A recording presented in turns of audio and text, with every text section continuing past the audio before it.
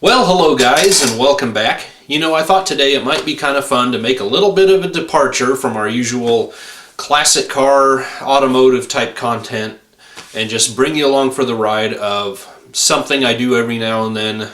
I do quite a bit of woodworking and construction type stuff, and all amateur, of course. But what we're going to do today, so for the past 8 or 10 years maybe, I started making my own Christmas decorations for outdoors. We have a 2-story house, really don't want to get up on a metal roof, a slick metal roof, and put up Christmas lights. So years ago I started making my own stuff for the kids. I started with Snoopy's doghouse, and I think that first year I made Charlie Brown, Snoopy, and the doghouse. And every year since then, it's become a tradition. I just add to it. So I think I did then Woodstock, Linus. I've also done a manger. I put hay in it with a light, so lights coming out of the manger and then a cross behind it. So it's really dramatic. And yeah. Anyway, I'll show you all that in the end. But my daughter has requested a girl this year, and so we're going to do Sally. And so I'm just going to bring you along for the ride of what we do. Now, up to this year, I have always used this cheap little tracer projector Junior. You can find a similar thing in Hobby Lobby. I think it's probably a little bit more professional, but this is simply an opaque projector. You put a picture, you can print off anything you want, put it underneath here, and through mirrors and lenses, and you can adjust the size. You can trace and you can draw anything on. I've made signs, wall hangings, pictures. You can project a mural on the wall and put a big old mural on. Whatever. For years I wanted to get a little more professional and get a digital projector. So just the other day, my bride and I were in Walmart, and I bit the bullet and I bought the cheapest $59 digital projector that they had there. But it's an RCA, so it's gotta be good, right? It's got more digital inputs than Elon Musk would know what to do with. But I like how small and compact it is. You know, a guy could easily hang it from anywhere. If you wanted to trace something working on a table, you could easily make a mount for it and just project straight down. So it'll be a lot of fun to play around with in the future, but for today, we're going to project Sally. Here you can see I have Sally. This was kind of the head I wanted to use.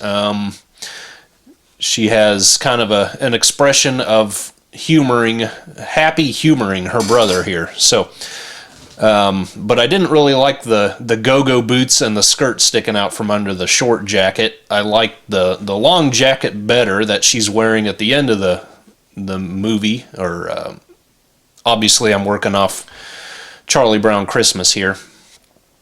So I wanted the long coat, the short white shoes, regular white shoes, but this expression. So I just modified the two.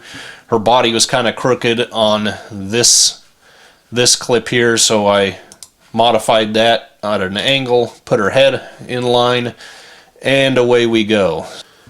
Alright, so I have a piece of plywood. I've already pre-painted it just with interior white paint, whatever I had sitting around, just so my acrylic paint that we're going to put the color on with doesn't soak right in. Just kind of a white primer base. Then I've got our projector set up and level pretty close to where it was. I may need to play around with it again and move it. Nothing too fancy, nothing too technical. Once again, you can do this as professionally or as cheaply as you want to do it. So we're going to find Sally here. I'm going to start turning lights off.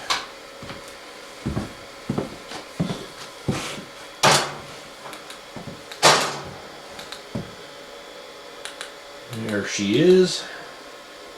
There we go. Now Charlie Brown and Linus are about 40 or a little over 40 inches tall. I've made her from bottom of her feet to the top of where her head would be just barely under that. You know, she's a guy's little sister, so she's going to be a little shorter. So I'm just going to come in here with a Sharpie and just give us a good outline to follow.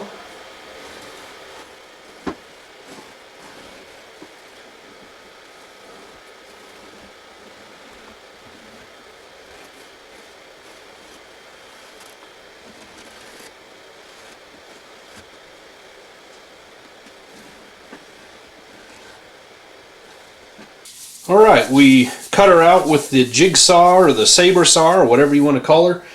Maybe a guy should change a blade once a decade. Sanded all the edges down with a couple different sanders. You can do as much or as little as you want to on this. I usually don't get too carried away. After all, it just is what it is. Now I'm going to be using a variety of acrylic paints. These are cheap. They're easy to find at any store that has a craft or hobby section. They clean up easily with water, soap and water, and they dry really quick. So I'm going to have to be mixing some together to get the shades I want. Linus has a darker orange coat, so I'm going to probably use... This says apricot on here, if it's any good. We'll try to use that for her. Just a little variety, but anyway, let's just get to painting.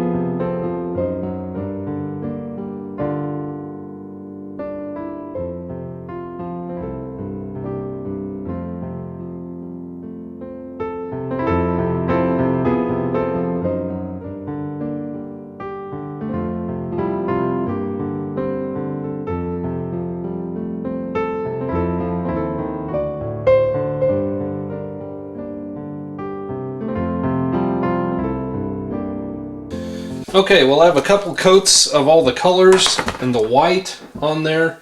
So now we're just going to go in and do the black. Now my original characters I put quite a wide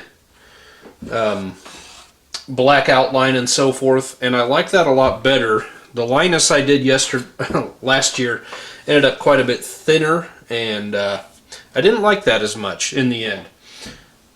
So I'm going to try to do this a little bit thicker, but this ought to really make her start looking like the Sally we all know and love.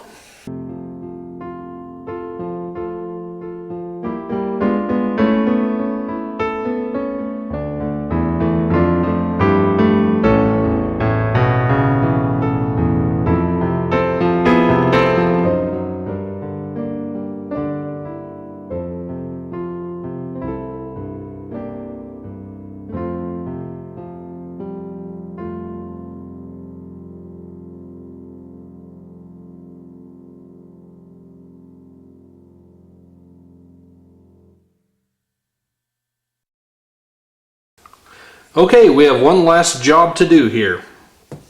I have really coated well the edges with black, and I mean the actual edge of the wood.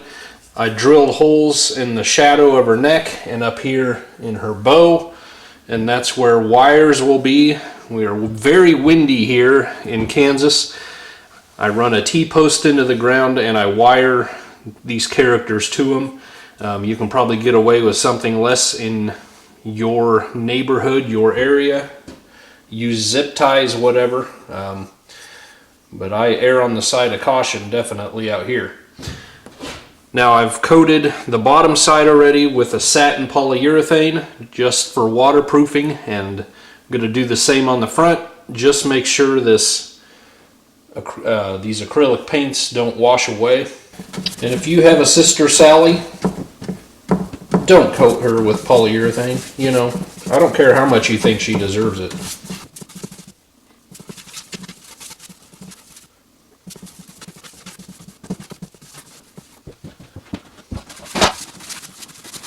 Alright, so much for that. Now I have the rest of the gang and everything else I have built through the years already put up. Did that this afternoon while this was curing.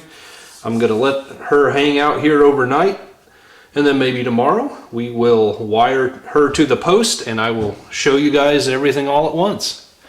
We'll see you then. And there she is, looking good. Hopefully with that flying nun hairdo she doesn't take off on us. Got her wired to a T-post, setting up on a rock, so if we get snow or rain, you know, it won't just rot immediately. But got a good coat of polyurethane on it. Here's a look of everything I have together so far. Put the cross and the manger up first, and now they're kind of seems like they're kind of in the background, so I think maybe tomorrow I'm going to scoot them out here a little farther out. And then I have a light box to illuminate these things at night. Of course, Snoopy's doghouse has some lights on it, but just have a LED bulb in a fixture that sticks in the ground, and that lights up, and then I have it covered. Throw some hay on it so that's all in darkness, and it just lights the characters up. So that's it for now. I will show you what it looks like once it gets dark. The tree, I cut that off pine tree right there years ago, forced it to bend over, held it with fishing line, and eventually all the needles fell off. Last year I glued the pipe cleaners on it. I had more down here, I believe, and I don't know what happened to them. I guess the twig broke off or something. So maybe next year I will rehash the tree again. Looks like I need to spray paint the the ornament there. And I also have removable Linus hair, so that's kind of fun. But anyway, so there you go. I will give you a shot of this at night. But that is it for now. Thank you so much for watching.